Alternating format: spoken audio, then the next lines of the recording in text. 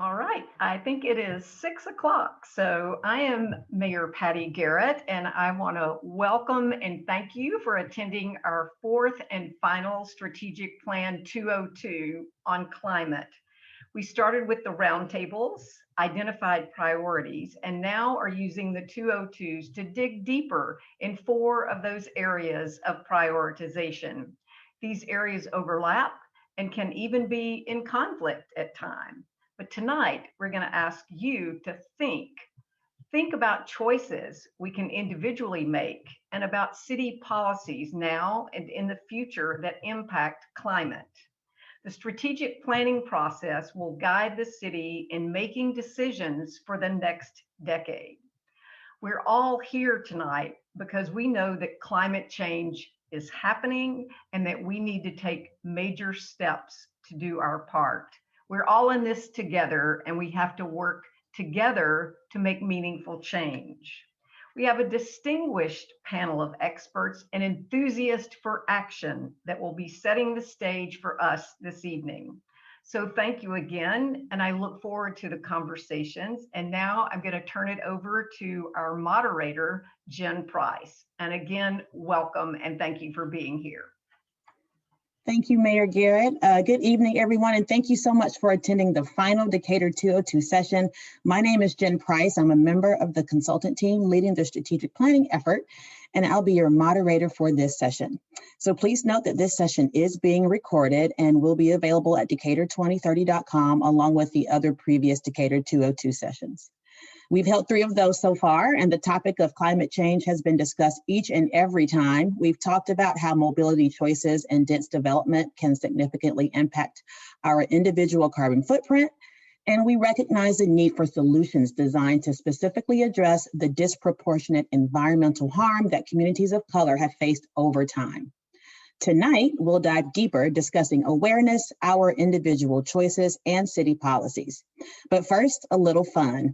We have 3 quick polling questions that we've asked at each of the previous sessions. We'll give you a few moments to respond to these questions. The first one is about where you live, work, or own a home in Decatur. And it looks like we have the Northwest and Southwest and downtown almost equally represented, and then some of the other sections of the city. Awesome. I think we have another question. Question 2 is about how long you've been here. How long have you lived, worked, or owned a business in the city of Decatur? We have some lifers here, it looks like 30 plus years. And some newbies. This is awesome.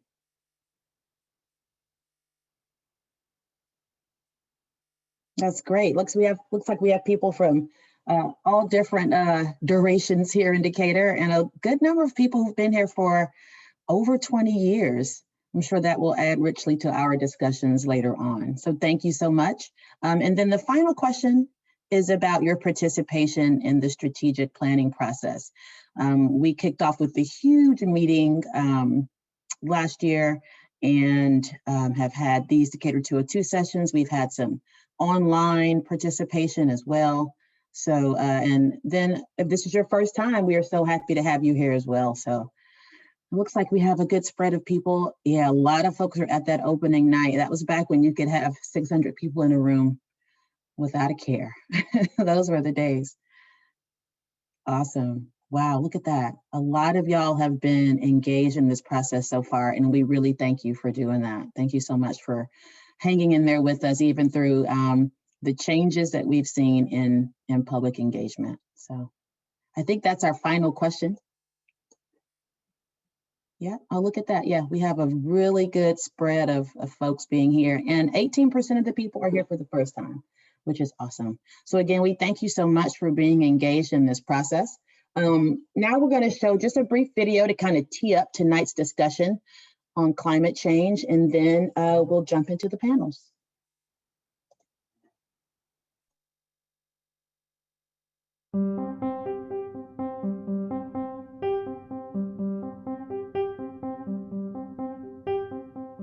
Climate change isn't just a global issue. It presents challenges and opportunities right here in Decatur. which is why it's a topic of considerable interest to Decatur residents. How do we know? Because before the onset of the COVID-19 pandemic, when our strategic planning process was getting underway, nearly 800 residents committed to a series of roundtable discussions exploring their likes, frustrations, and ambitions for our city. And you know what? A need for climate action was among the things they discussed the most. The issues they raised are now being tested and refined in our virtual forums, and so far, it's much less about the existence of climate change and much more about exactly what local action is appropriate to make meaningful contributions. Some progress has been made. Decatur City Commission is currently considering a climate resilience plan in partnership with Agnes Scott College, addressing climate-related issues like weather, health, equity, energy, green infrastructure, and local food production. But many questions remain, like how education on climate issues can increase awareness and encourage individual action, or how that action can be best approached or incentivized to reduce carbon footprints and move Decatur residents toward carbon-neutral lifestyles. How do we set and meet equitable energy and emissions targets at the city level, or leverage transit and walkability to encourage less driving? How do we incentivize renovation and reuse rather than redevelopment, and further the planting and preservation of trees to capture carbon? What does a successful approach to climate action look like in a city of 25,000 people within a metropolitan region of nearly 6 million?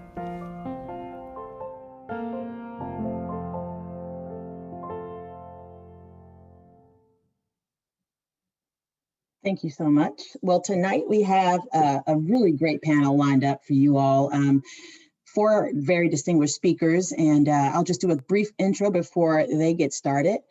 First, we have Bahia Grant, who is from Paideia and a member of the Decatur Youth Council. Dr. Michael Black is the chair of the Decatur Environmental Sustainability Board.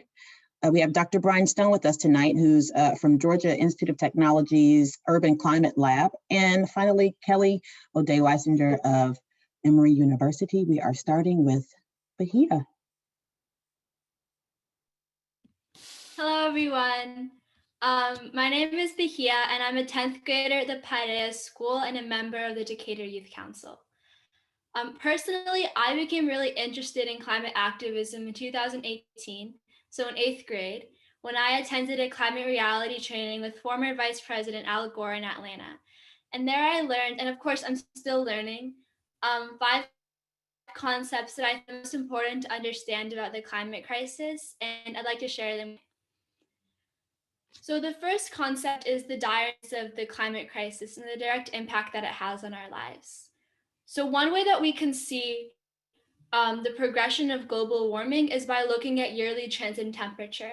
And when we look at those trends, we can see that according to NASA, 2020 was tied for the hottest year on record along with 2016. So when we see this, you can see how the Earth, of course, is warming up. And so one way that we saw this last year was the aggressive fires in Australia and the West Coast.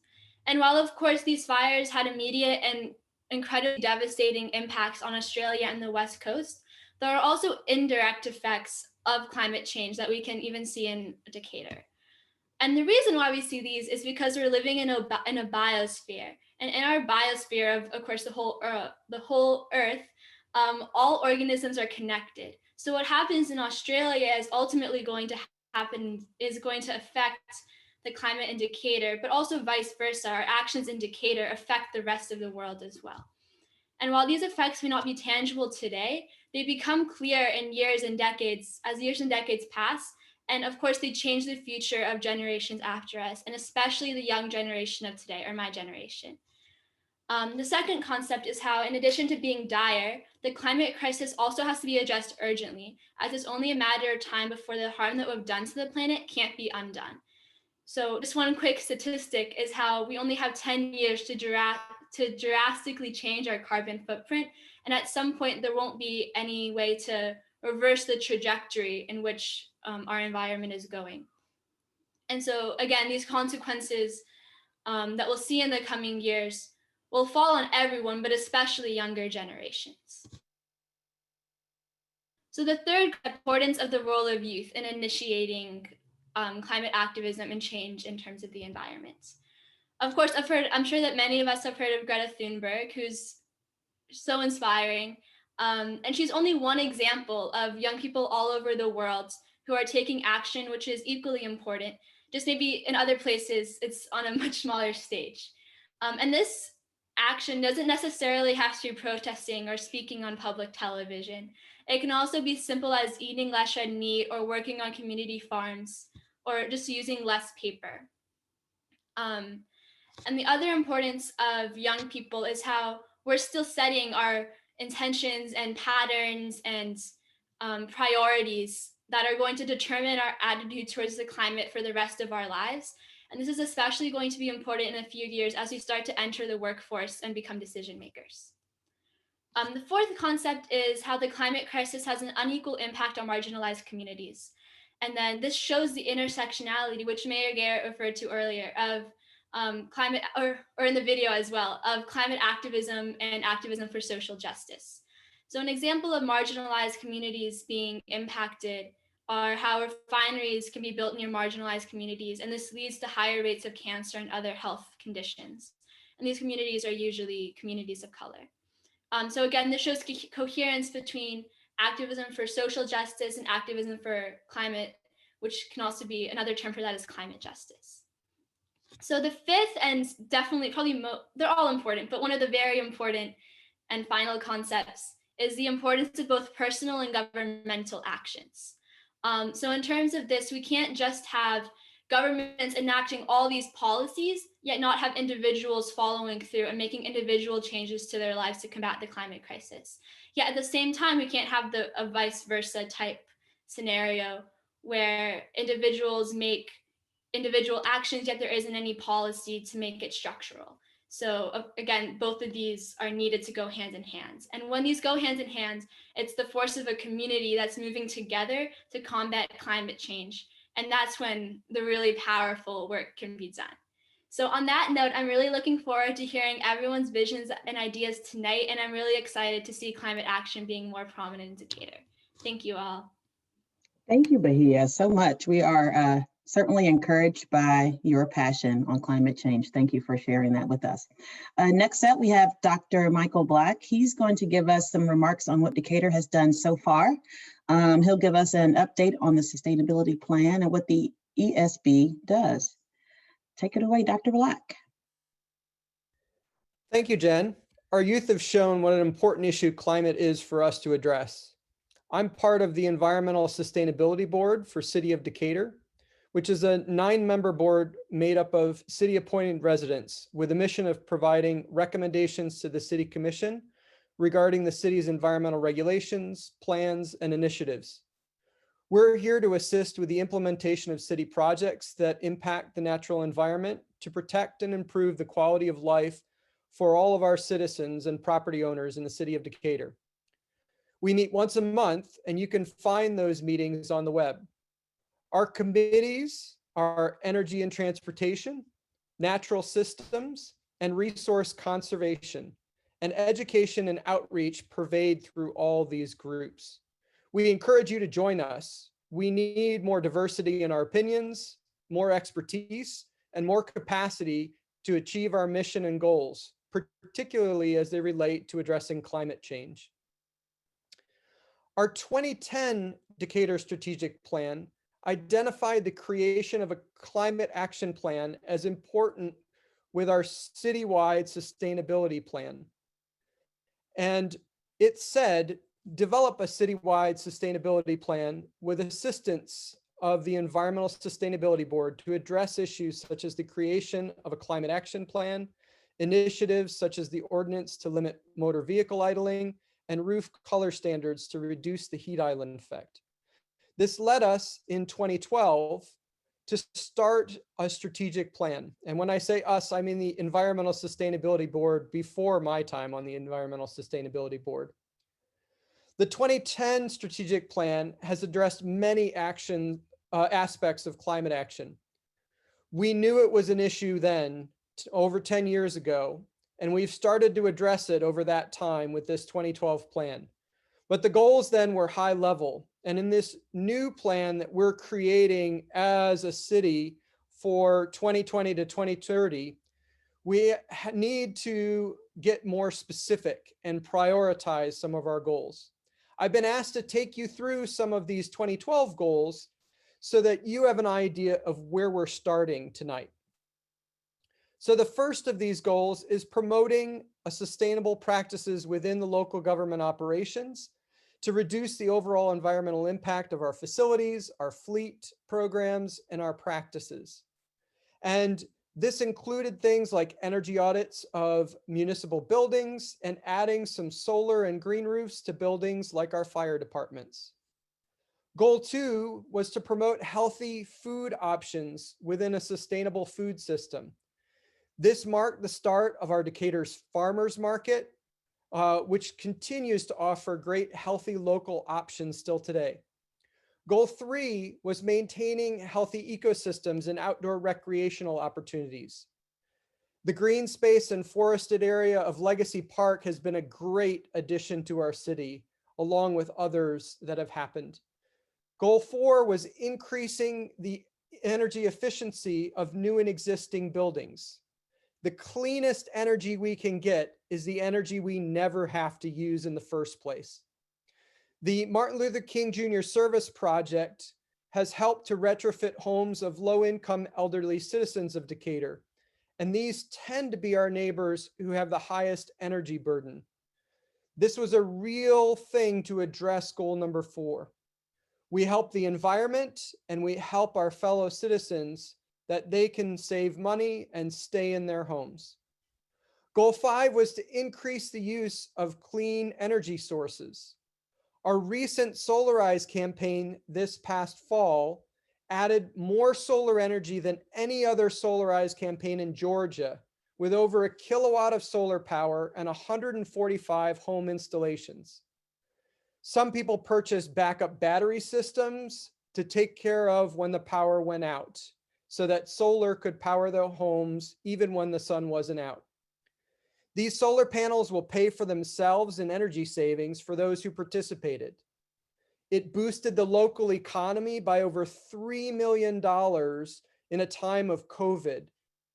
But the low cost of the bulk solar only benefited those who could afford those solar arrays. So in partnership with the Martin Luther King Jr. Service Project, we built into the program with the company that was installing the solar panels that we would have free solar installations to low-income seniors who couldn't afford it to help lower their energy bills as part of MLK Service Project as well. We need solutions like that that will benefit our marginalized communities. As Bahia stated earlier, from an equity standpoint and the health of our city and world, we need to address climate change as the right thing to do, but we need to do it with equity in mind. Our recently funded climate energy plan will help us prioritize some of those solutions and set some attainable targets.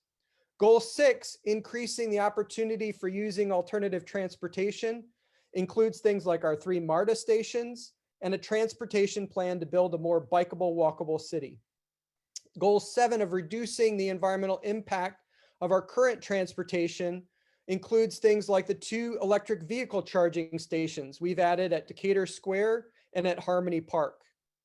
Minimizing our waste, especially our food waste, which results in methane, a potent greenhouse gas, is an important strategic plan, and we're working on a waste audit currently to look at things like the possibilities of curbside composting. Goal 9, reducing consumption, means that we need to educate ourselves and our fellow neighbors and residents of the consequences of the amount and types of things that we buy, particularly single-use products like single-use plastics. These lead to the last 3 goals of this 2012 strategic plan, which are raising the public awareness, educating and encouraging city residents and businesses to adopt more sustainable behaviors and practices, and ensuring that Decatur is recognized for its leadership in sustainability programs and initiatives. We've been rated platinum certified by the Atlanta Regional Commission for our sustainability actions. Our Decatur focus articles and webinars have been some ways that we've worked to educate the public on things like if you eat a more plant-based diet, you have much less greenhouse gas emissions, and it's healthier for you too. We need your ideas for new and more effective ways to reach out to residents and to help encourage and foster individual and collective action to reduce our greenhouse gas emissions. In the last slide, I want to take you through where things could go.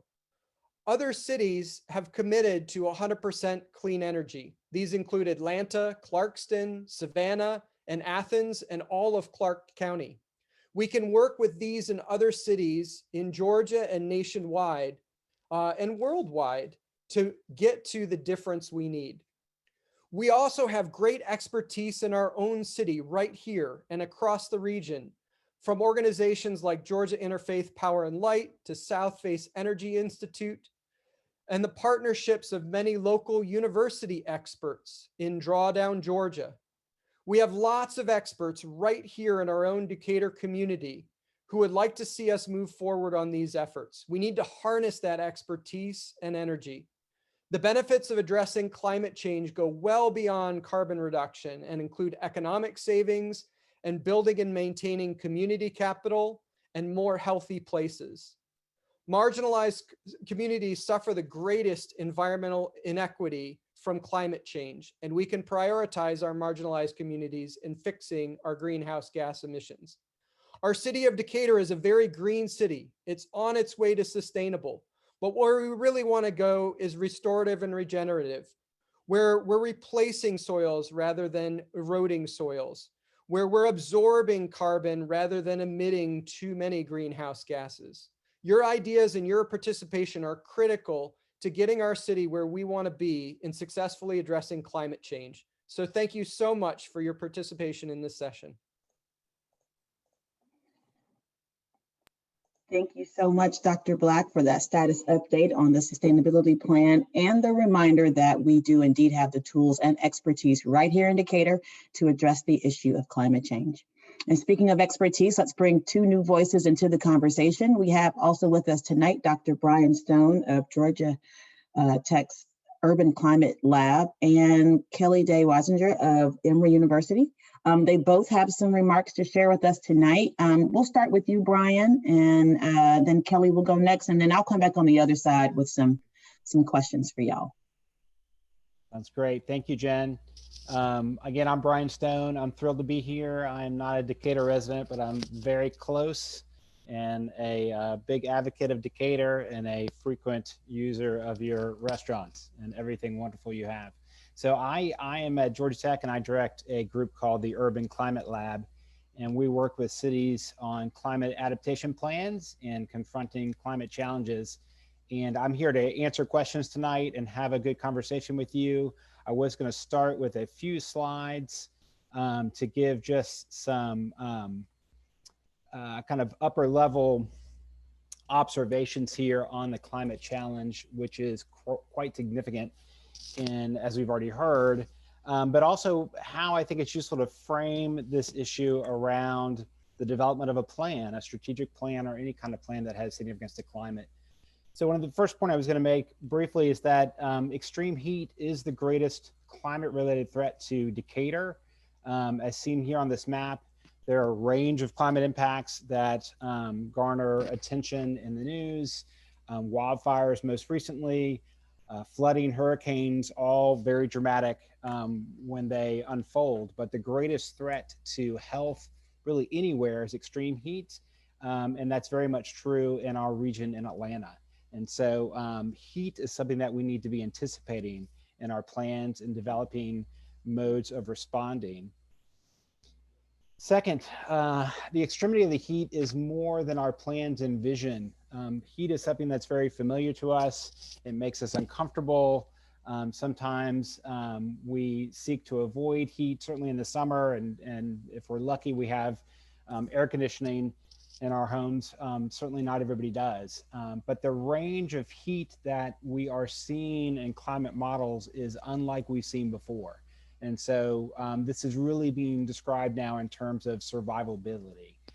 We are seeing temperatures combined, humidity and heat where it's really just unsafe to be outside. It doesn't happen often today, but moving ahead into the future, really into, was already mentioned very well by Hia, in the next 10 years is this critical period for us.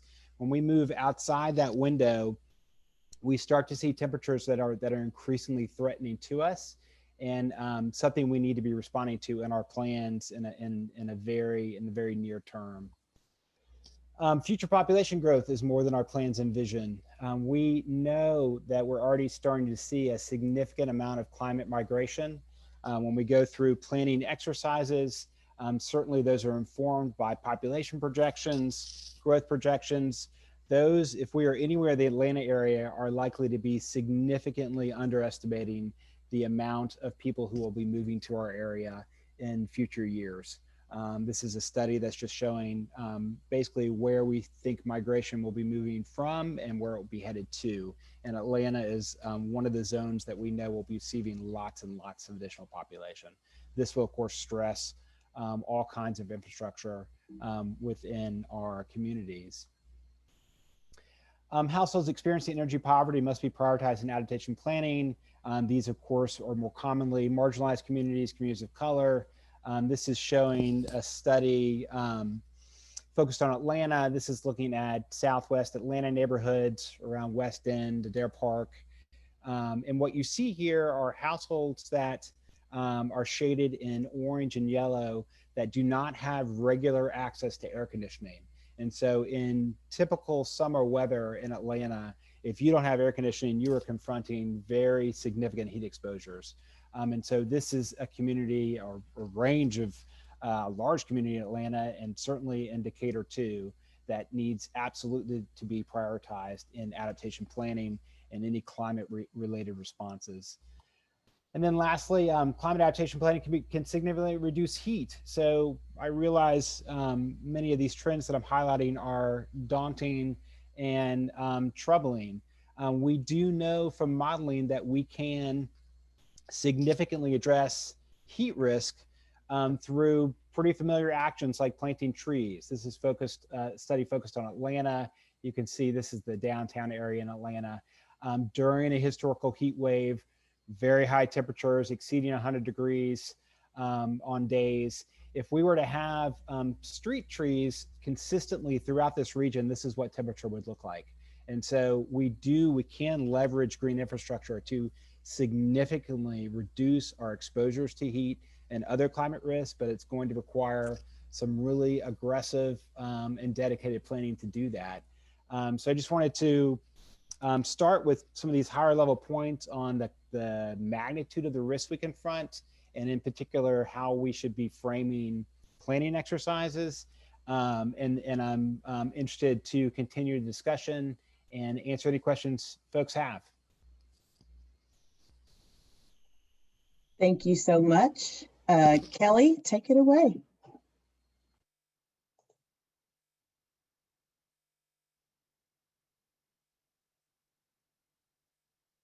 Hi, everybody. I am Kelly O'Day Wassinger. I am the Director of Sustainability at Emory for Emory University and Emory Healthcare.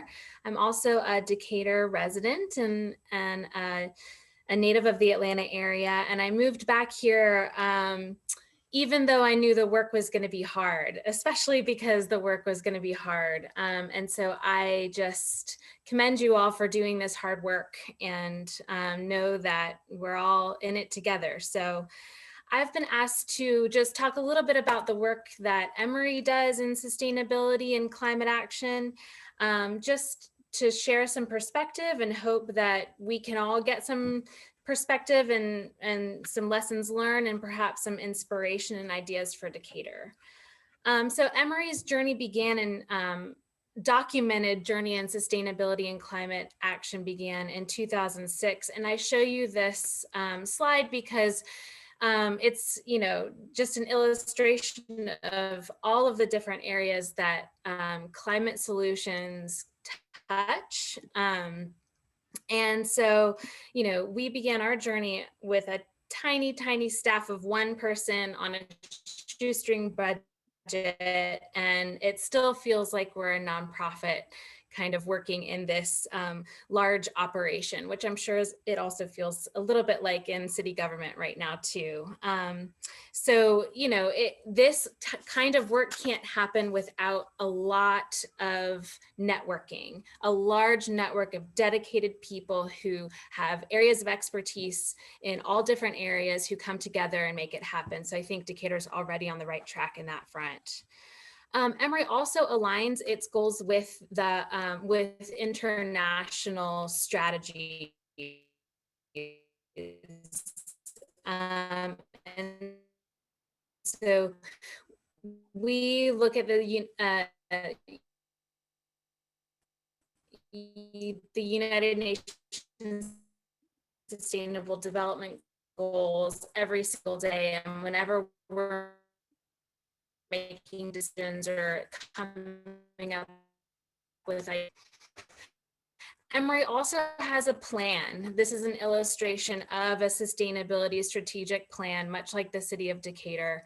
Emory opted to integrate its climate action planning into its sustainability plan. So climate action goals and climate solutions are interwoven throughout because we know they're so interrelated.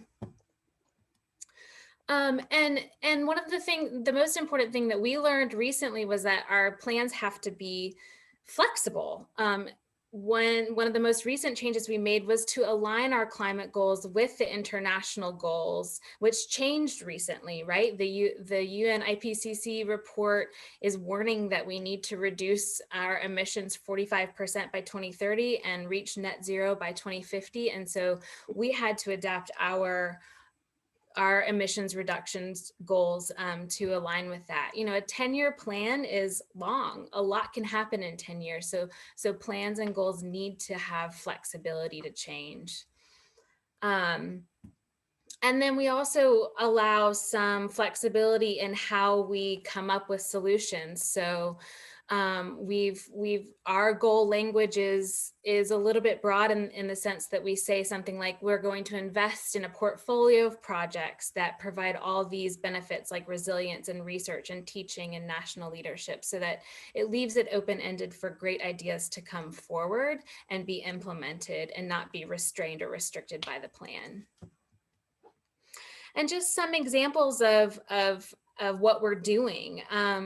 So one example of, you know, how we work on behavior change in addition to operations is in our sustainable commute options. So we provide we do our best to provide options to our commuters who come to our campuses, and that requires operational infrastructure, and it also requires us to encourage and incentivize our citizens to utilize these options. And so we do that through discounted MARTA tickets or free MARTA passes for those who opt out of a parking permit. We also provide, you know, positive reinforcement for those sustainable commuters. Another example of some things that we do is around sustainable food. And this is an example of a multifaceted approach to sustainable food. It results in resiliency, it results in behavior change, and we are also educating our community through a variety of sustainable food programs. We have on-campus farm, we have on-campus farmers markets, we have on-campus educational gardens, we have annual events where students educate our community about sustainable food. And then we've also entered into some innovative programs where we are supporting the next generation of farmers, and also farmers from historically disadvantaged populations through a, you know, collaboration with the Conservation Fund. So we're preserving land from development, we're incentivizing farms, and we're creating resiliency in our food source, because we're committing to purchasing the produce that's grown on these farms. And so we have some redundancy in where we get our food for our campus. Another example of resilience and stewardship is the Water Hub. If you haven't been to the Water Hub, I encourage you to visit when times are safe.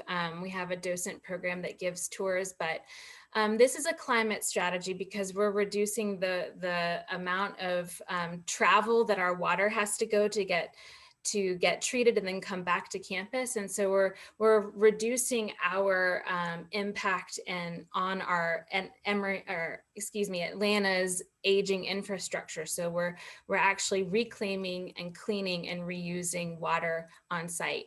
And this is an example of a risk that Emory took and an innovation that we just tried, even though it had never been done in this way before. And so it makes it interesting and fun if we can take those risks and can result in something beautiful as well.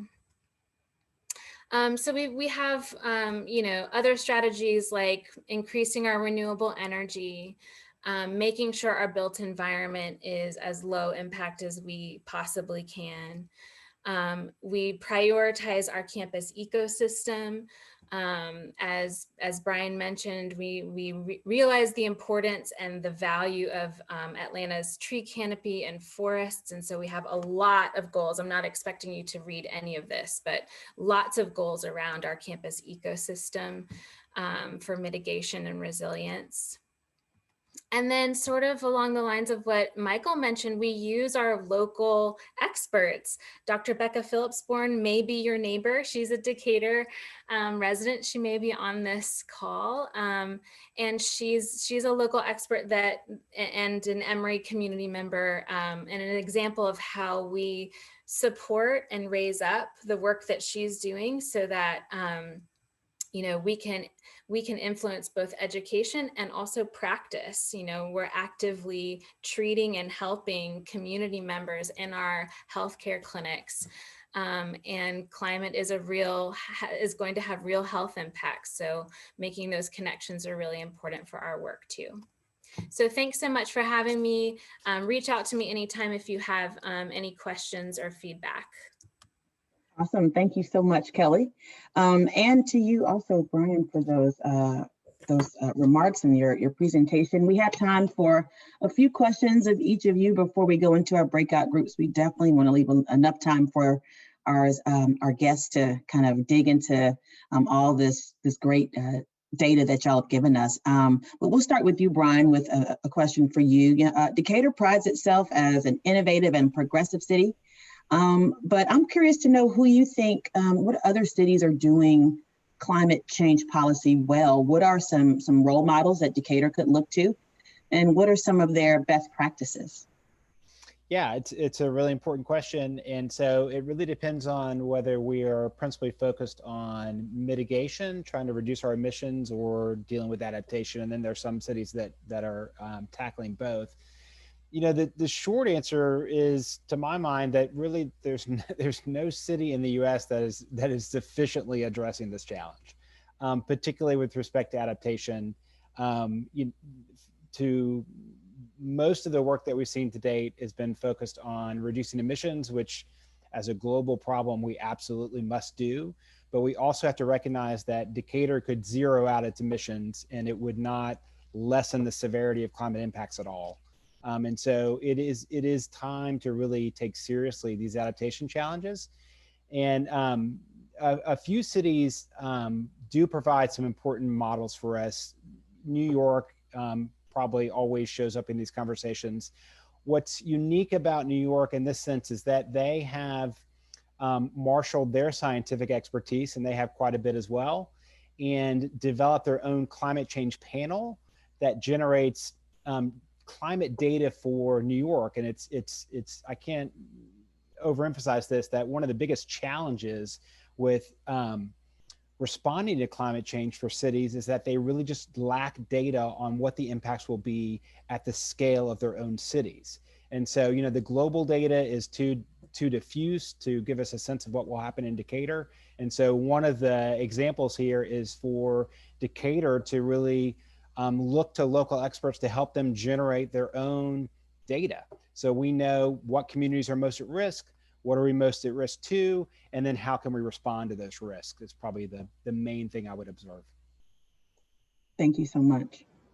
Kelly, how, this question is, I don't know, may sound weird, but how do we make sustainability sustainable? How can we begin to create systems that support a real turn toward sustainability? Yeah, I mean, it's a tricky question. And you're talking about behavior change. And, one thing that Emory is really trying to do is flip the narrative between from having to choose the sustainable option to the sustainable option being the default choice. And so finding places that can happen has been kind of fun. So for example, this may sound small, but it's a big deal, but making vegetarian catering the default. How many times have you been to an event where you've had to like fill in the bubble that says, I'm a vegetarian, please don't put steak on my plate? Why don't we make that the reverse, right? Let's make the vegetarian menu the default menu and have people opt in to the meat eating. Just another example is teleworking. Make that be the default as opposed to a benefit that is earned. And so those are some things that we're working on at Emory around that. We also try to incentivize it as much as possible. So I know in a place like a city or like a big operating, operations like Emory, it's hard to incentivize non-city buildings or businesses to do the sustainable option. But, we've created something that's a sustainable revolving fund. I know Agnes Scott has a really good example of one too, where, loans are provided to invest in sustainability, and the fund is paid back through savings on the sustainable investment. So, interesting ways that we can incentivize that behavior and have that sort of revolving door of funding available to have it continue can help make sustainability sustainable. Awesome, thank you so much. Brian, talk to us a little bit about the correlation between equity and climate change. Decatur has made it a point to discuss equity at every 202. We had a 202 session on race and equity, and it really has been sort of just a recurring theme because it's such an important aspect of the strategic plan. What are some real world examples that you've seen play out that we can have conversations about in Decatur about the correlation between equity and climate change? Yeah, it's essential, and it's easy to overlook the extent of the challenge, in the sense that on the one hand, we know that historically marginalized communities have what we characterize as lower adaptive capacity, usually have fewer resources to adapt and respond to the exposures that we all confront.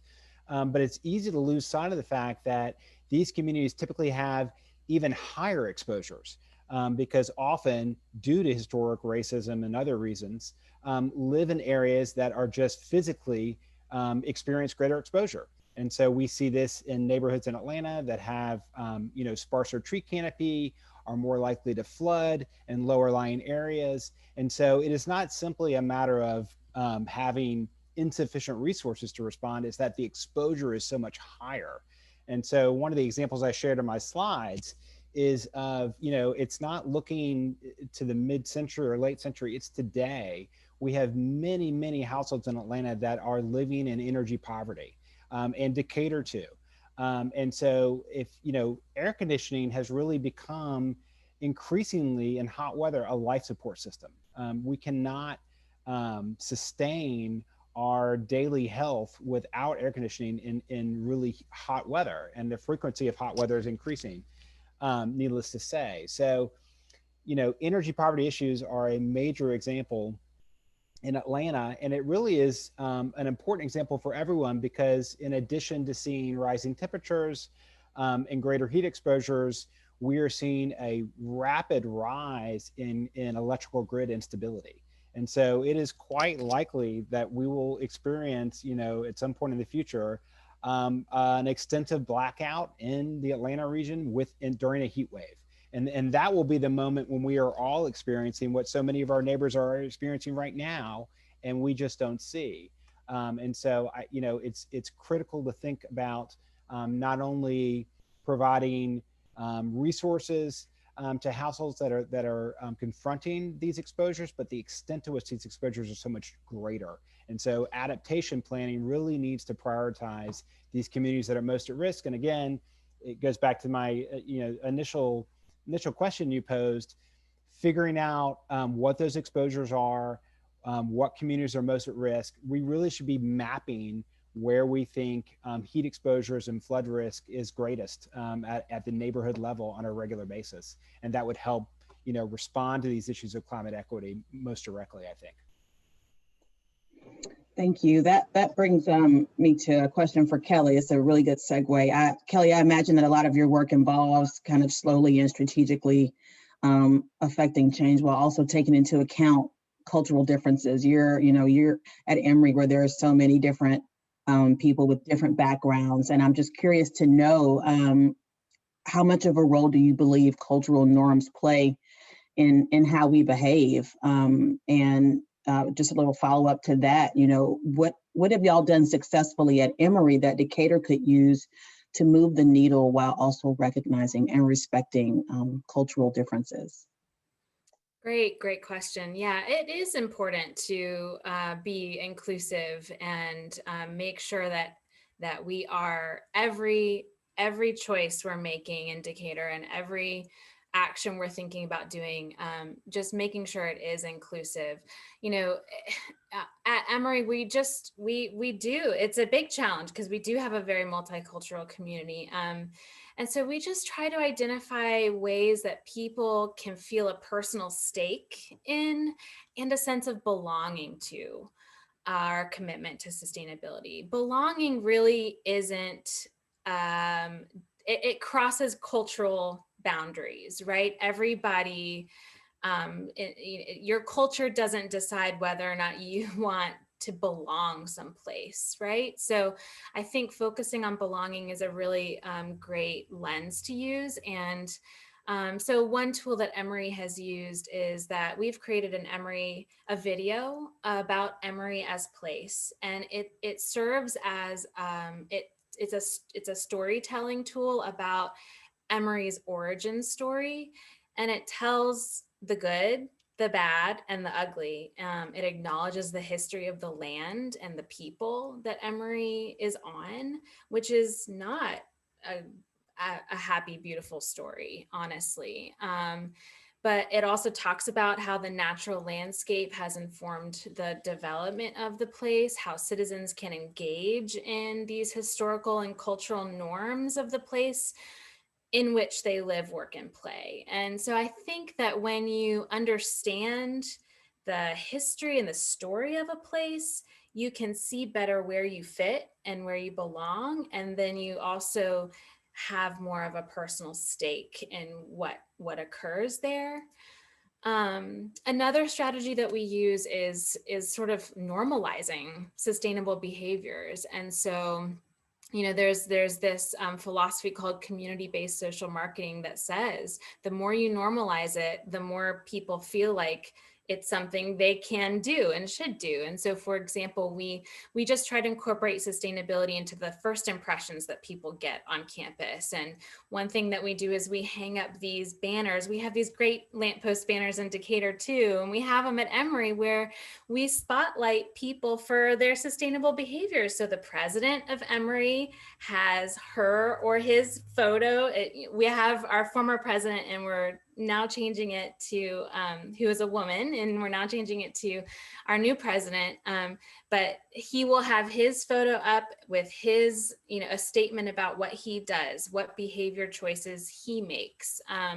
We have students who are well known on campus with their profiles up. And so you walk around campus and you see this normalization of these sustainable behaviors, and you feel, oh, if they can do it, I can do it too. And there's a sense of belonging.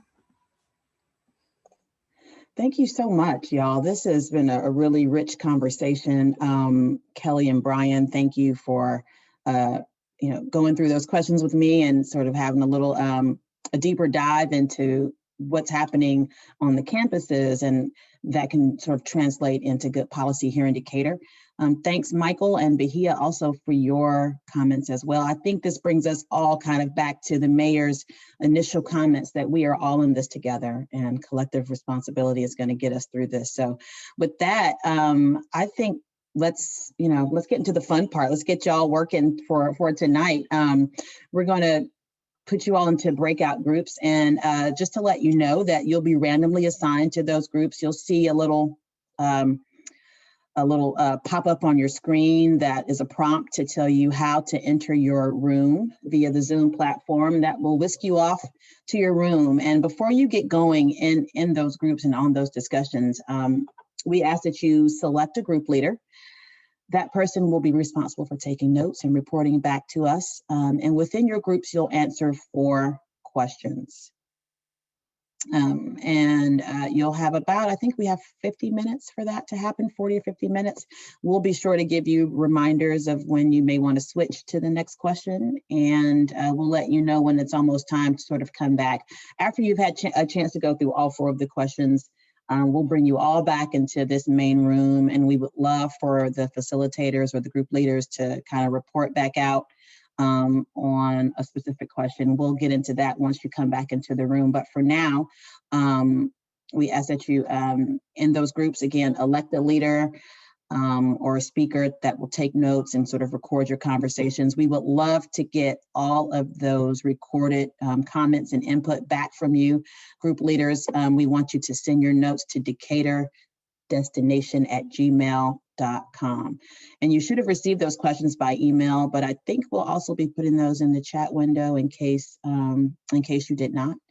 And I think that's all the instruction for now. Again, this would be a good time to turn your cameras on and your mics back on once you get into those rooms. You'll see a pop-up on your screen that will tell you which room to go to. Once you're there, we ask that you select a group leader, take some notes, and then report back. It's a lot of good discussion that's going to go down those rooms. If you have a question about anything, you can raise your hand. We may have enough staff here to have someone in each room. They'll just be there as a resource, not to really participate, but if you have any questions, they should be able to answer your question there. And if you don't get an answer that you were looking for, just type it up in the chat to the panel, and we'll be sure to get you an answer to your question. All right.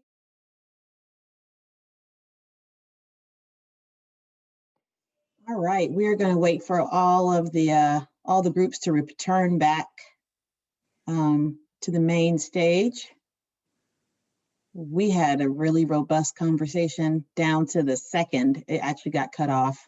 So apologies to Miss Betty, who was talking about trees in that last question. I know we got cut off, but I think we had a good discussion in our group. I hope everyone else did too. We are scheduled to end at 8 o'clock, and I think we had maybe 12 or so breakout groups, so we may not get to hear from everyone. But just a note, we are hanging out here until 8:30. For those of you who can stay a little later, you do not have to at all. If you need to log off in 12 minutes, please feel free to do so.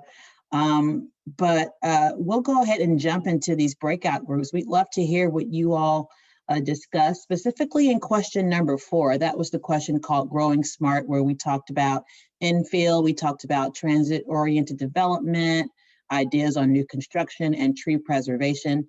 And we would love for the group leaders to just, if you want to just unmute yourself and give us maybe just one big idea that you all discussed for that last question. We have 12 minutes to try to get through to 12 groups, so that's 1 minute per group. If you could keep it to that, I'm going to be so impressed. But if anyone just wants to go ahead and start us off, we'd be happy to hear from you. Jen, this is Casey Boyce with Group 3. And one of the things that we talked about was when there is a teardown, a residential teardown or other large residential development, requiring the builder, owner, whoever to put money into an affordable housing fund. I like that one. Who wants to go next? I can jump in. I think we were group 1. And Kaveh, you correct me if I don't get this right. So for question 4, we were talking about that very first question where we talked about having development close to the MARTA stations. And a very insightful participant in the section just said, you know, that doesn't necessarily mean that folks are going to give up their cars, even though they're close to a MARTA station. And so there's got to be some sort of incentives to encourage, again, we talked about incentives a lot over most of our discussions. There's got to be some incentives to encourage that change in behavior from driving your car everywhere to then taking MARTA. So, you know, even the proximity may not be enough to get some of that behavioral changes. Yes, indeed. Thank you so much, Carly. Who'd like to go next? This is Nancy. I can go next for our group. I actually have no idea what number we were. So I don't know why I don't know that. But anyway, we spent a good bit of time talking about the trees aspect of this and really felt like there is a need to have more teeth in the tree ordinance and to look at it actually getting enforced. And really kind of having sort of a requirement to become to be net positive in our tree count, like have a commitment from the city to get to that place. And Nancy, we were group 5. Oh, thank you. Awesome. I honestly couldn't tell you what group I was in either. So I'm very impressed. Thank you, group 5. This is Lisa from, I don't know my group either, but I thought I should follow after Nancy because we also talked a lot about the tree preservation, trees, and the focus being that we needed to really talk about tree preservation and not just planting trees, because if you take down these large trees, it takes, you know, you're just taking down a huge canopy that would take 30, 40, 50 years to replace. And just talk, there were really a lot of specifics that were mentioned about the presented options for the tree ordinance that seemed like everybody in the group was very supportive of. So it sounds like the recommendations for the tree ordinances, people are saying go for the strong ordinances. We are hearing that too, something with some teeth in it. Thank you, Lisa. Who else would like to go next? Well, I'll speak up for group 9. Since I took the notes, I have some idea of what went on. The two biggest thing, one is certainly a stronger tree ordinance. One challenge we have, I mean, what's wonderful is that, you know, people are buying $1 million homes and they may have, you know, 20, 50, I don't know how much money, but consequently they say, oh, we're going to take out this tree. Oh, if it costs $1,000, that's nothing. That's just the cost of getting what they want and not the cost. I mean, we're paying the cost when they clear cut their lot or so on. So stronger tree ordinance. And also we wanted the city to actually set a goal. And we like 100% clean energy by 2030. And that means doing things like replacing gas-fired boilers and equipment in city-owned buildings with electric stuff and electric vehicles and everything else. I see lots of nodding heads and thumbs up on that one. Thank you, Henry. Thank you for your group's comments as well. I can go next. Awesome. We were room number 6, and piggybacking on what that gentleman just said, we felt strongly that there definitely needed to be some goals. In order to get to big goals, we need to set small goals. So, but the big goal we feel should be lofty, and we agree that 0 net emissions by 2030 is something to shoot for. And, you know, maybe in 5 years, we'll see if that's attainable or not. And then in question to answer number 3, the idea was tax credits for saving historic homes. Something that's offered on a federal level in some instances. So maybe do a city level, and maybe the city could provide a person like a historic preservation planner that could help a person interested in renovating rather than tearing down to help them through that process. That's our idea. Awesome. Thank you, Erin. In group 6. Who else? Toby Stocking. I think we were in group 7, but I couldn't be sure. Our group was also very passionate about 2 things. One was going to 100% clean renewable energy by 2030, and also in question for the tree ordinance. And we figured that we could take the heat generated by the tree ordinance discussion and use that to warm our homes in the wintertime and save some energy in the process here.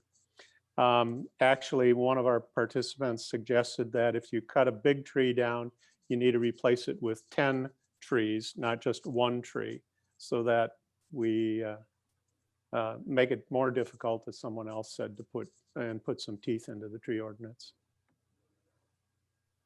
Thank you so much, Toby. Who else would like to go? Hi, I'm Tiffany Barsick, and I have no idea what group we were in, but it was your group, I think, Jen. So, I think a lot of things that were touched on before, we definitely feel like there needs to be a goal, and it seems to make sense to align it with the strategic plan. So a 10-year renewable energy idea for the city, and then also obviously encouraging all community aspects to that also. That was important to us. We talked a little bit about incentive and de-incentivizing things, especially when it came to reusing buildings, make it a lot harder to just be able to come and knock down a building.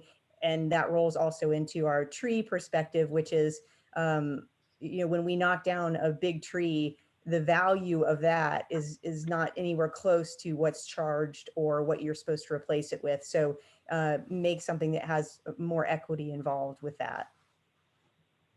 We are hearing some common things, themes among the groups, and that's awesome. I think we have a few more groups to hear from. If anyone else would like to report out, I think I see Frank with his hand up. Go ahead, Frank. Yes. Hi, this is Frank Burdett, and again, I have no idea what number group we were in, but we got cut off just as we started the tree conversation. I thought there was definitely some passion about it, though. But we did speak to trying to retain historic structures, and there was some discussion about potential for TDRs or for transferable development rights to focus development around transit areas along the MARTA station corridor in lieu of tearing down homes in the older neighborhoods and trying to use that model to retain character and housing stock. There was some discussion about generating carbon offsets that could essentially be sold on the market, the open market, and using weatherization of homes, particularly of lower income families, to essentially be funded by that commercial trading of carbon offsets.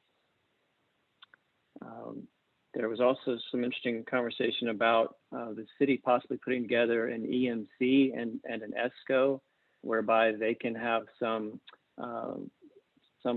essentially bargaining power with Georgia Power to get better rates for the city, for the citizens of the city, and then also putting in place an energy savings corporation model whereby retrofits could be funded by the savings in energy costs that would come about from those retrofits. And then we talked as well about how early on there was a presentation where there was a mention of energy audits having been conducted on city buildings, and we were not aware of any sort of progress towards those goals of checking the boxes to see on the city buildings where we are in terms of reducing the demand, the energy demand in the city buildings. So it would be great to be transparent in that process so that we can actually see how the city is moving forward. And of course, renewable energies, meeting the United Nations goals for that. The city of Decatur has to align with those goals, but to pursue efficiency first and then look to renewables. Thank you. Thank you, Frank. I think we have maybe 3 more groups to report out, or maybe 2. I may have my numbers wrong. Is there anyone left who hasn't had a chance? Our group can report out real quick. Again, just trying to choose some options that were, I think, not said before. So 2 things were just to emphasize the citywide composting. Right now we compost with Compost Now, but having this be a Decatur-wide would be a fabulous green intervention, as well as there were a number of things here about transportation, decreasing our CO2 production, and getting the last mile from a MARTA station to a house or neighborhood, and trying to have a citywide circulator to, electric bus or something going around Decatur, potentially spreading up to Emory. If you've ever driven on Claremont, having some spread to Emory there to decrease that traffic would be appealing. I think a lot of other groups have already talked about 100% renewable and this times, but these were 2 things I just hadn't heard yet tonight. Thank you so much. Thank you so much for filling in those gaps, Craig. We appreciate that. Do we have maybe 2 more groups that need to report out? We're over by 1 minute, but I think we can hang on just for a little while longer. Is there anyone else who hasn't reported? I'll go next. I don't know what number we were, but I'll throw out some things that may not have been mentioned before. Instead of doing a tear down, even if a tear down is necessary, you could encourage the reuse of the building materials. And in order to do this, maybe make it a city ordinance or encourage it in a permitting process.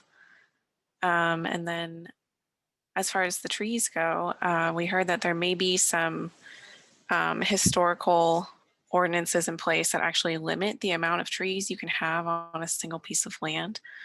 So maybe repealing that as well. And then we were in favor of the 100% renewable energy as well. Awesome, thank you. I see in the chat that the students have gathered 1,500 signatures on a petition to go to 100% clean energy and fight climate change. So you got the youth behind you on that one. I think we have one more group. I'm sorry. I just want to look, Frank put up Life Cycle Building Center. So that was the area for adaptive reuse for those materials if you do a deconstruction effort. Awesome. So. Thank you. Thank you so much. If I could add to the comment from my group, I would be really remiss, because we did have a student who was in the group, and I'd be really remiss to say that part of our discussion was really focused on the fact that we do need to meet those United Nations goals, that we have to set that goal, and it's just not responsible for us to not do it, because otherwise we're leaving behind for our children a really bad situation. So I just, sorry to cut in again, but that was really mentioned in my group. And so I just needed to report that. Thank you, Lisa. That's very important. We appreciate that. I think we may have had one more group. Is there anyone else who didn't report back for their group before we adjourn, but then not totally adjourn, because we'll hang out for a little while longer, but I just want to make sure everyone got a chance to speak. Is there any other group that we didn't hear from? Because if not, I want to just thank everyone for being here before we hang out a little longer if you would like to. This has been a great discussion, so much energy and passion. We appreciate your time and your efforts tonight, and really giving us your insights and doing the work in those groups. If you are a group leader, again, we ask that you send your notes to us at DecaturDestination@gmail.com. We want to invite you to visit the project website if you have not done that already. That's Decatur 2030, Decatur2030.com. There's a recording of each Decatur 202 session. If you were one of those 18% new folks, you can go back and listen to all of our sessions there. We have some interactive discussions and tools on the website that we would love for you to participate in. And with that, we are officially adjourned. But again, we'll hang out here in the room for another 26 minutes to answer any additional questions you have. I think some of our panelists will still be here as well. Project teams here, and we'll just be here. And if you have any questions, just unmute, or any additional comments. We're happy to answer those questions or hear those comments at this time. Hey, Jen, this is Mike Barsick. And I think my wife and my high school daughter, so our household's representing today. Obviously, thank you all very much. I know this is a lot of work, so thank you for what you've done, Jen, and your group. And thank our mayor and council people here too. I just want to say that I don't see getting our city to 100% clean energy. There's nothing about it from a technological standpoint that we can't do. It's simply a matter of, do we want it? Are we willing to do it? So I think this is very much within our grasp, to get this done by the year 2030. It's just a matter of, are we committed to it? And I think everybody on this call probably is. So thanks everybody. That's kind of it. I favor, let's hit this. Let's be aggressive.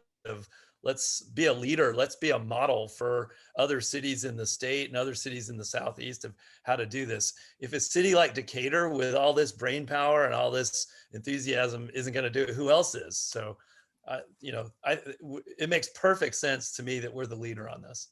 Thank you.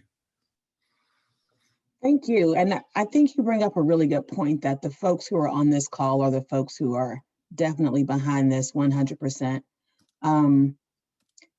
How do we get those folks who aren't on this call and who don't, have the education or just the everyday knowledge about how they can impact climate change in their own individual lives or in their households? How do we bring other people into the fold, so to speak? Well, I really liked what I'm just going to jump in and say I really liked what Kelly said in her presentation, that the sustainable choice should be the default, and we just have to kind of take that mindset, and then it becomes second nature, and it's like doing the right thing is the easy thing or the normal thing, and I there's lots of ways to achieve that, but I thought that was really well stated, and I appreciated that.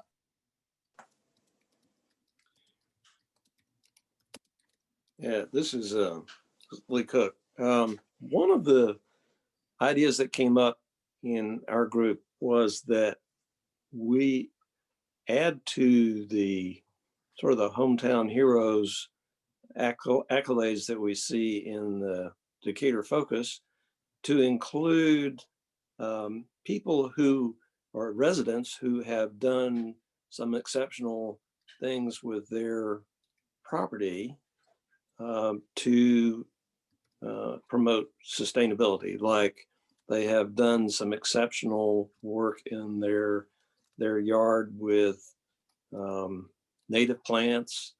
They're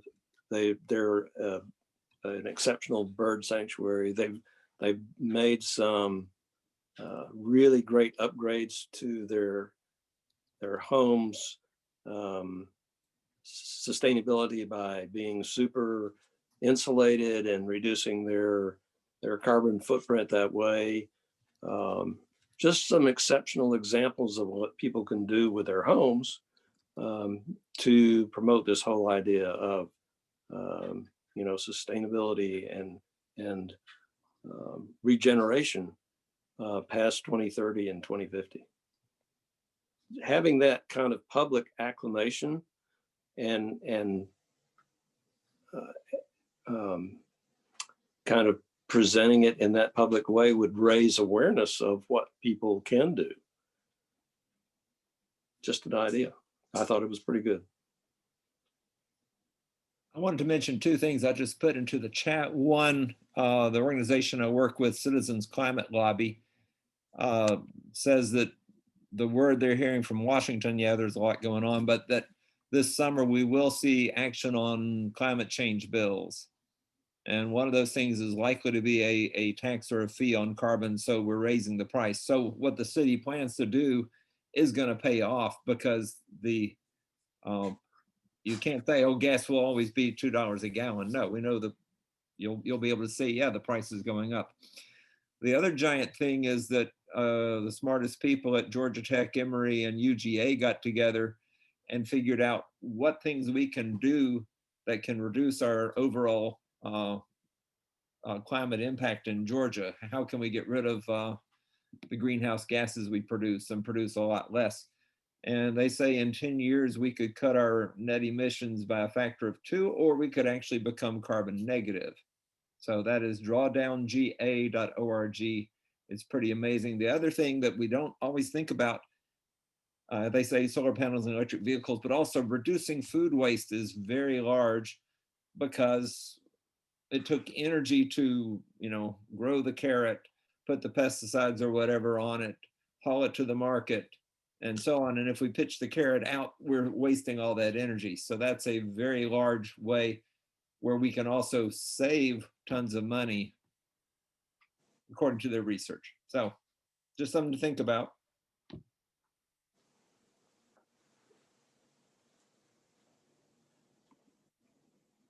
I have a Thank you. question. Yeah, go ahead. So, what will Decatur be focusing on, as far as just in the next 10 years? Will they be, I know this is kind of like what we've been discussing, but are there any plans so far as to whether city will be focusing on like climate change, or whether we'll be addressing things like air and water?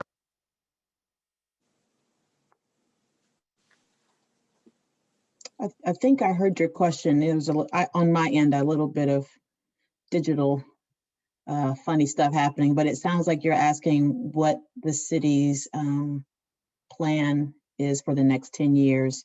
What will the city be addressing? Was that your question, Beatrice? You're on mute. Go ahead. Yeah. Okay. Pretty much, yes. Who wants to take that one? That's kind of the purpose of the whole strategic planning effort, really, is to kind of plan that out. But someone want to dive into that a little deeper?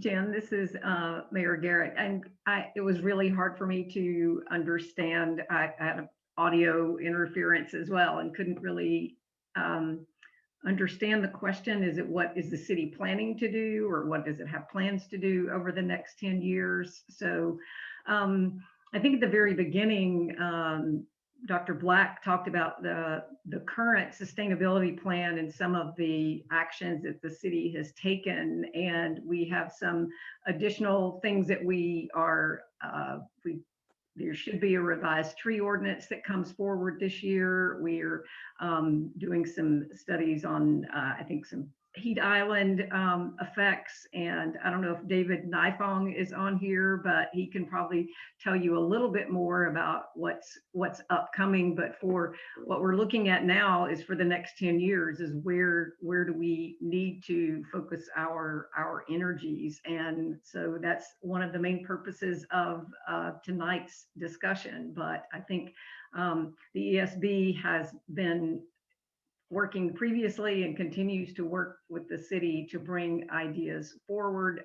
We have put in density next to transit. We've been expanding our bike paths and our pedestrian walkways to try to encourage people to do things besides just hop in a car, especially for a short trip. We have wayfinding signs, so to encourage people that, if you were parked in one area of the city and you just need to go to the post office, maybe walk there instead of drive there. And so those are just a few of the things that we have been working over the last 8 to 10 years to try to encourage, we have used more of the carrot approach than the stick approach. And I think that's been something that, you know, we're not, a lot of people have mentioned plastic bag bans.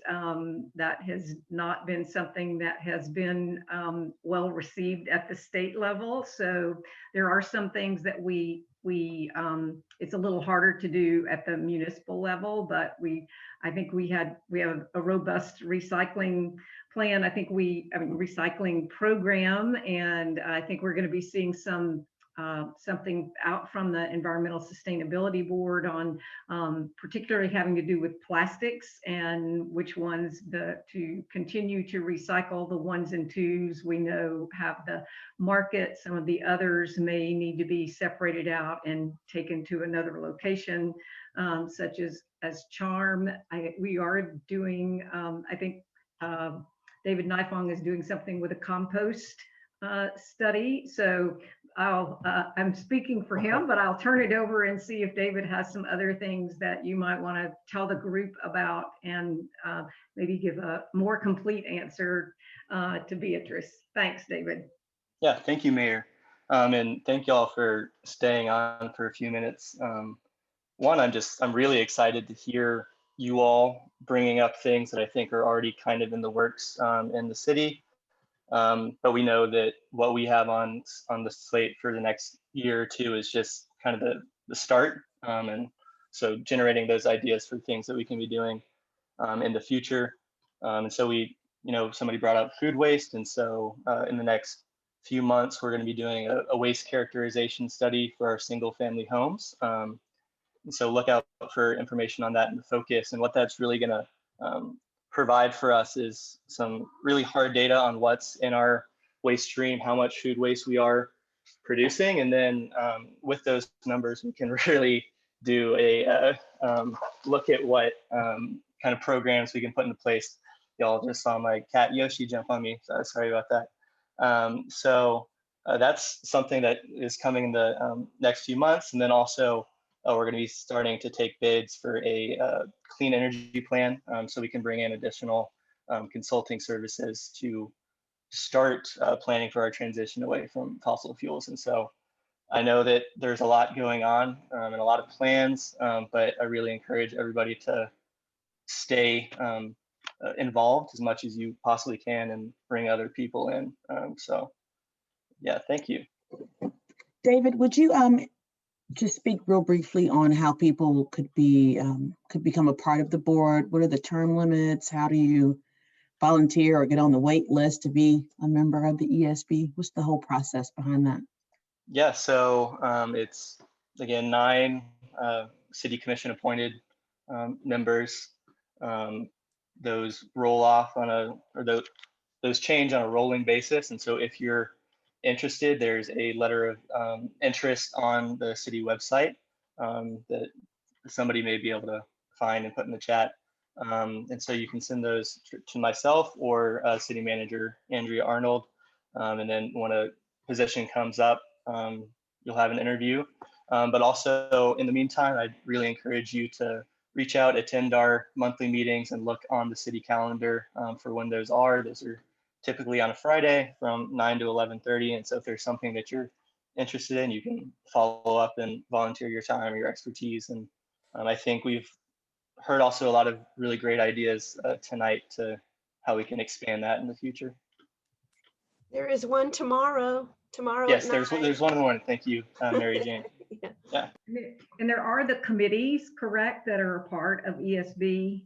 Yes. I was going to say, when Lee brought up the recognizing people who are doing sustainability leadership work and in their lives, is that one thing we struggle with is the education effort, because we are really taking deep dives into policy all the time.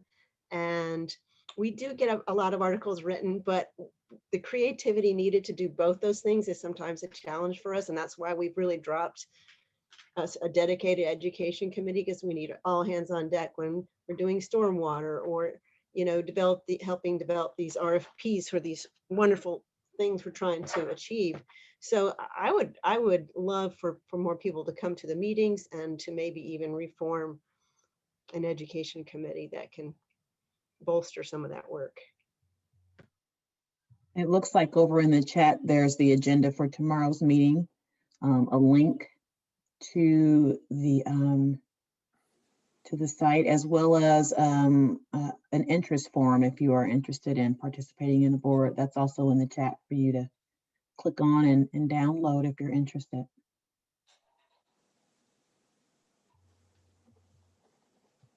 Did I see your hand raised, Jay? Yeah, I wanted to, David's conversation really got me thinking. And David, I don't know, as you're looking at doing the food audits, there's a number of studies that were done out of, it was sponsored by the Ellen MacArthur Foundation through Portland State, where they looked at food behaviors and food diaries of behaviors in the house, that not just looking at what gets thrown out, but also looking at reduction opportunities. And they got a whole bunch of data that I think would be probably informative for your effort as you look at interventions, right, on reduction strategies based upon the food diaries and other data that was collected. So, if you don't have access to that, or if you're not aware of that, I can probably help you connect to that work that was done. Yeah, thank you. I'll certainly take a look. And again, this is where everybody on the call can really help. There are great resources out there, but we just need to be connected to them. So. Right. And then I think the other point is, as you look at composting, is the issue is we have a lack of infrastructure in this state, period. And, I know of composters right now that are trying to site, and they just can't do it, even with the composting rules that have been amended. And, part of the solution here is going to be public-private partnership of some sort to get a scalable composting operation cited.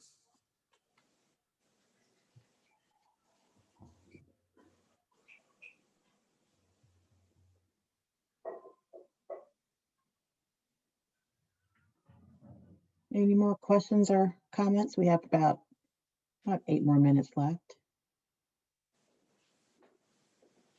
Jan, it's Hobie Stocking. I have one quick comment here. In our group, we believe that the city can, and even the questions are balanced between what can the city do and what can the individuals do. But one of the strongest things the city can do is put in place policies that do incentivize individual actions, and for both commercial and residential. And to that end, I just wanted to point out to everybody, I don't know if you're familiar with HB 150 in the city or in the state legislature, but it is a bill that would restrict cities from having the freedom to choose the kind of energy that they'd like to have. And I would just like to encourage all of our commissioners and Mayor Garrett and anyone else on the call to call their representatives, learn about it, call their representatives and let them know that restricting how we make our decisions on energy isn't necessarily helping us reach our goals of 100% clean renewable energy and lowering our carbon footprint. Thank you. To say the least. Thank you so much.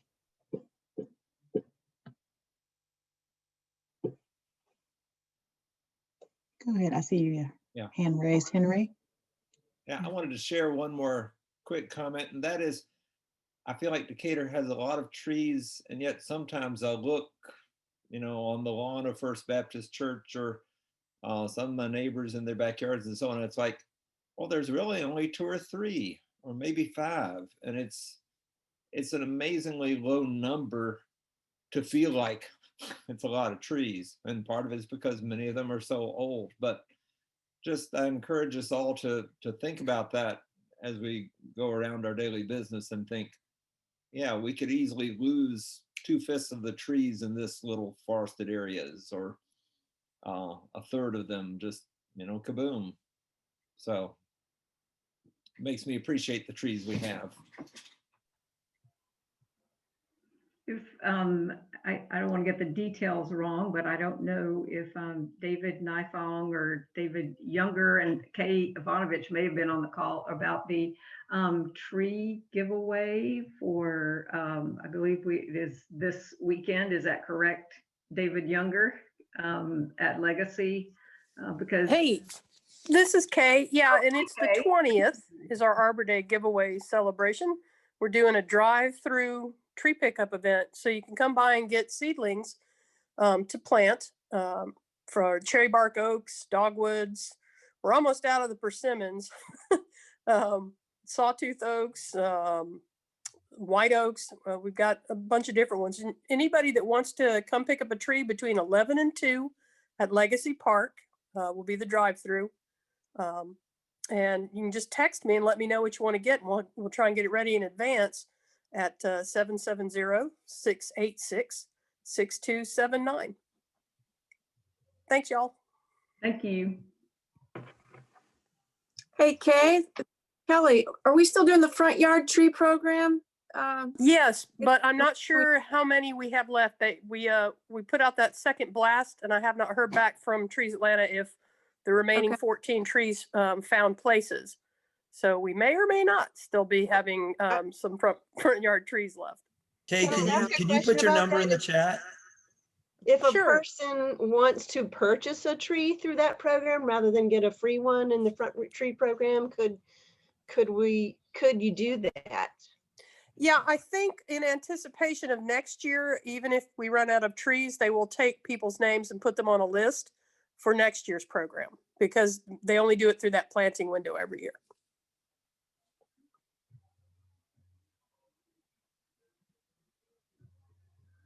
It looks like Renee put the phone number in the chat for Kay. Oh, thank you so much. Yep, 770-686-6279.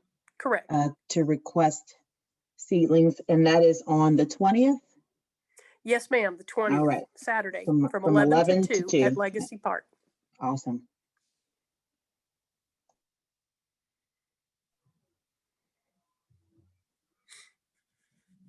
Any other questions or comments or big ideas?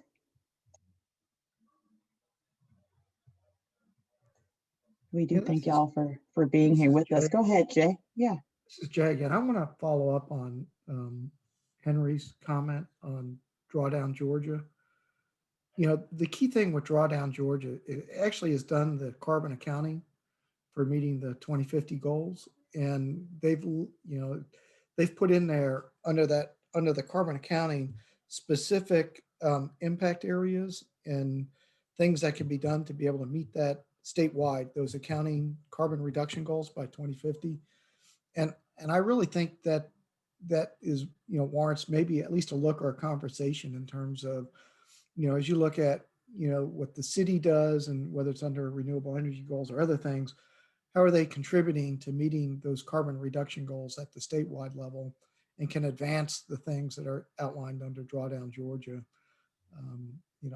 I really think that's a real opportunity to go beyond energy into and really look at carbon in a much broader sense and what can be done and align with the impact areas that have been put together by Georgia Tech, Georgia State, and other professionals as part of being pushed out by Ray C. Anderson Foundation is an opportunity.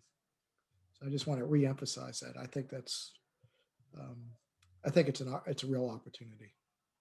I wanted to say I appreciate that. I think, with that, the more that we can do to have this part of a larger effort, and I think that's what Georgia Drawdown is looking at, is what we can do as a region and a state to have more significant impact. So thank you for bringing that forward.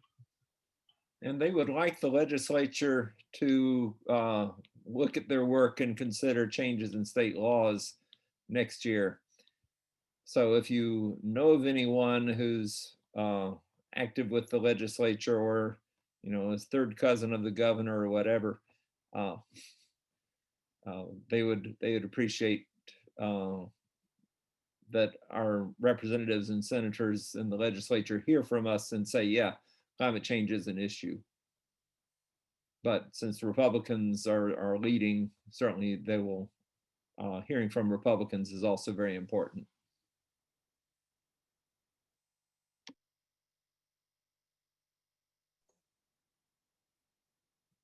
All right, we have 1 more minute for one really amazing comment or question if anyone has one.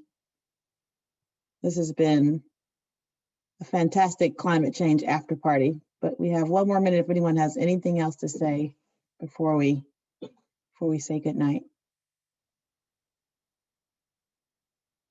If not, then, okay, go ahead, Frank. I see you unmuted. Do it, you got it. So one thing that our group talked about that I felt was worth mentioning is trying to bring the city schools and the housing authority to the table in these discussions about trying to reach these city goals. It seems that they are, in their own silos so often, and I have in the past been lobbying, with the school system towards green building initiatives and so forth, and it kind of fell on deaf ears. But I've got to believe there's got to be some way that since the city, collects taxes to support the school systems, that there's got to be some way to help incentivize further discussions there. I just want to throw that out there. Yeah. Just really quick, tying into that, one thing that our group talked about was thinking about, and our Heat Island study will shed some light on this. Some of the same strategies that you would use to reduce energy are the same things you would do to mitigate the heat effects of climate change. And perhaps, a lot of our school sites, especially new schools, are fairly treeless, and our children have to reduce their time outside. Our athletes are suffering, our old and young people. There are major swaths of our population that suffer with heat. And maybe we can merge those two things as we try to make our spaces more comfortable based on the data. I think we could also achieve some goals of energy reduction and tie in, the equity piece.